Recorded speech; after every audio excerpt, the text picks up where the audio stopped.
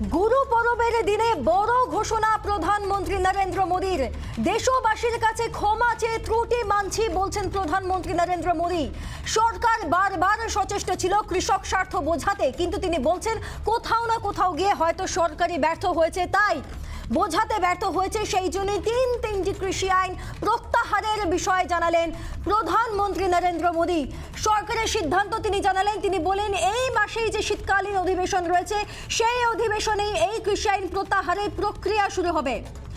প্রধানমন্ত্রী নরেন্দ্র মোদী আজকে বার্তায় কি বলেছেন শুনুন।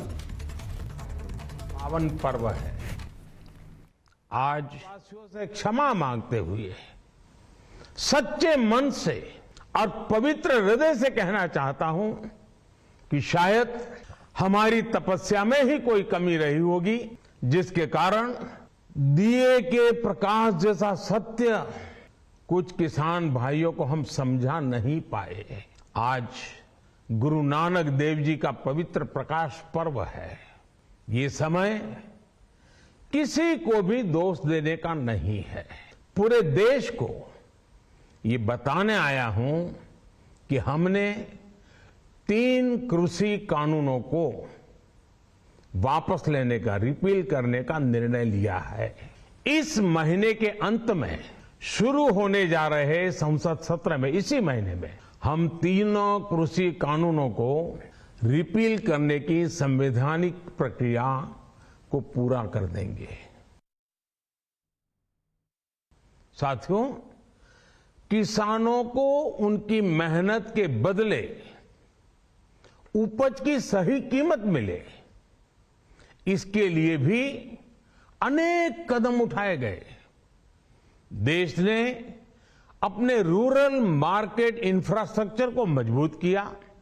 हमने एमएसपी तो बढ़ाई है, साथ ही साथ रिकॉर्ड सरकारी खरीद केंद्र भी बनाए।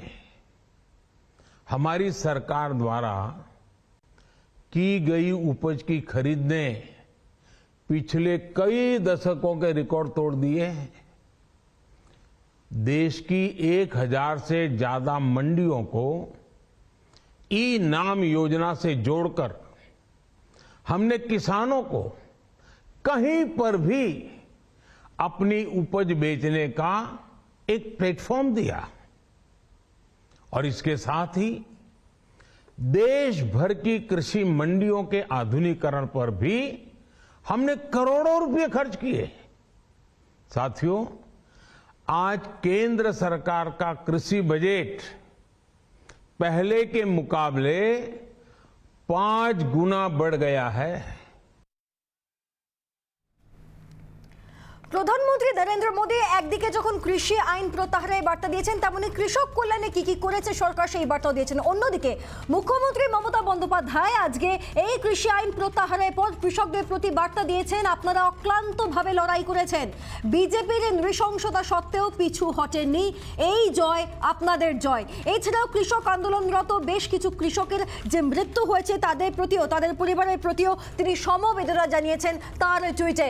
মুখ্যমন্ত্রী মমতা বন্দ্যোপাধ্যায় টুইট, কৃষি আইন প্রত্যাহারের সিদ্ধান্ত গ্রহণ করার পরেই মুখ্যমন্ত্রী মমতা বন্দ্যোপাধ্যায়ের টুইট। প্রসঙ্গত, যখন দিল্লিতে এই কৃষি আইন নিয়ে লড়াই চলছিল তখন তৃণমূলের সাংসদরা গিয়েছিলেন, তাদের কৃষকদের সঙ্গে কথা বলেছিলেন, এরকম পরিস্থিতিও আমরা দেখেছিলাম। আজ মুখ্যমন্ত্রী মমতা বন্দ্যোপাধ্যায় টুইট করছেন, এই জয় কৃষকদের জয়, সকল কৃষককে শুভেচ্ছা।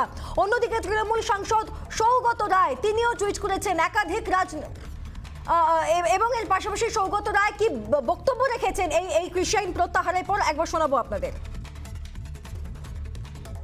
আমরা বলবো খুব আমরা আনন্দিত যে প্রধানমন্ত্রী পিছু হটেছেন, কৃষকদের 1 বছরের বেশি আন্দোলন সফল হয়েছে। দুঃখের এইটাই যে এতগুলো লোক মারা গেল এর মধ্যে, তারপর উত্তরপ্রদেশে বিজেপির মন্ত্রীর ছেলে 4 জন কৃষককে চাপা দিয়ে মেরে দিল। এটা আগে প্রত্যাহার করলে এত সব হতো না। প্রত্যাহারের সিদ্ধান্তকে স্বাগত জানানোর পাশাপাশি তিনি বলছেন, সৌগত রায় বলছেন যে এই প্রত্যাহার আগে করা দরকার ছিল, যে সমস্ত অসহিষ্ণু পরিস্থিতির সৃষ্টি হয়েছে সেই সমস্ত পরিস্থিতির সৃষ্টি হতো না, এই বার্তাই দিচ্ছেন সৌগত রায়। ওদিকে রাকেশ টিকায়েত, সংযুক্ত কিষাণ মোর্চার নেতা রাকেশ টিকায়েত, তিনিও টুইট করেছেন। রাকেশ টিকায়েত টুইট করে বলছেন এখনই আন্দোলন শেষ হবে না। রাকেশ টিকায়েতের বার্তা যে যতক্ষণ না সংসদে ফের সাংবিধানিক কর্মপ্রক্রিয়ার মাধ্যমে এই কৃষি আইনকে সম্পূর্ণভাবে সরিয়ে নেওয়া হবে সেই দিনটারই অপেক্ষা করছেন রাকেশ টিকায়েতরা, এই আন্দোলনরত কৃষকরা। তিনি লিখছেন যেদিন সংসদে কৃষি আইন প্রত্যাহার করা হবে, অর্থাৎ এই শীতকালীন অধিবেশনে কৃষি আইন প্রত্যাহার করা হবে, সরকার এমএসপির সঙ্গে কৃষকদের যে বার্তা দিয়েছেন যে ন্যূনতম সহায়ক মূল্য বাড়ানো হবে এবং অন্যান্য বিষয়তেও আলোচনা করুক, এই বিষয়টিও কৃষক নেতা রাকেশ টিকায়েত বলছেন। প্রসঙ্গত এই বিষয়ে আপনাদেরকে জানিয়ে রাখি যে রাকেশ টিকায়েত যে টুইট করছে এমএসপি সহ অন্যান্য বিষয়ে আলোচনা করা হয়, এর পাশাপাশি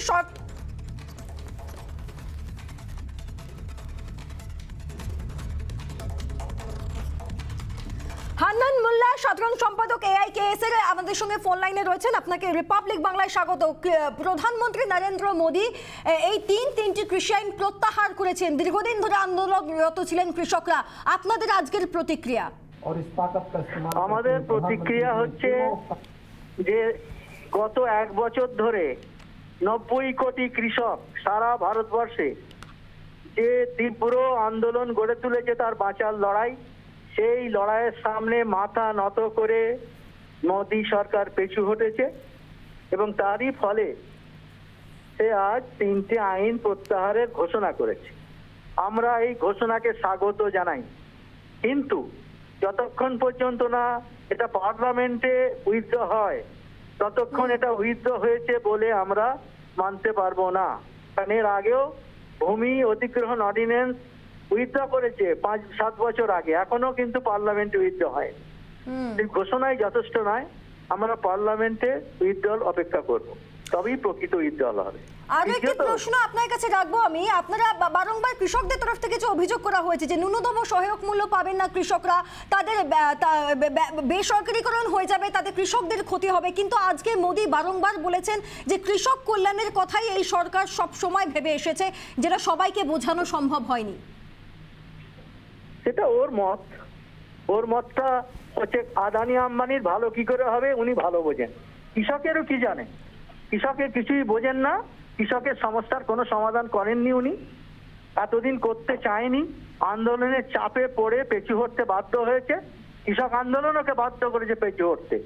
সবাই বলতো মোদী অজেয়, কারুর কথা শুনবে না, কিন্তু কৃষককেও মোদী চিনতে ভুল করেছিল, কৃষকের শক্তিকে। সেই কৃষক তার শক্তির জোরে তার মাথাকে নত করেছে। সেই জন্য যাই হোক, ঘটনা যাই হোক, তিনি প্রত্যাহার করতে ঘোষণা করেছেন, তাকে আমরা স্বাগত জানাচ্ছি, কিন্তু পার্লামেন্টে উইথড্র হওয়া পর্যন্ত আমরা অপেক্ষা করব পূর্ণ উইথড্রলে। বেশ, ধন্যবাদ হান্নান বাবু। আমরা কথা বলছিলাম AIKS এর সাধারণ সম্পাদক হান্নান মোল্লার সঙ্গে।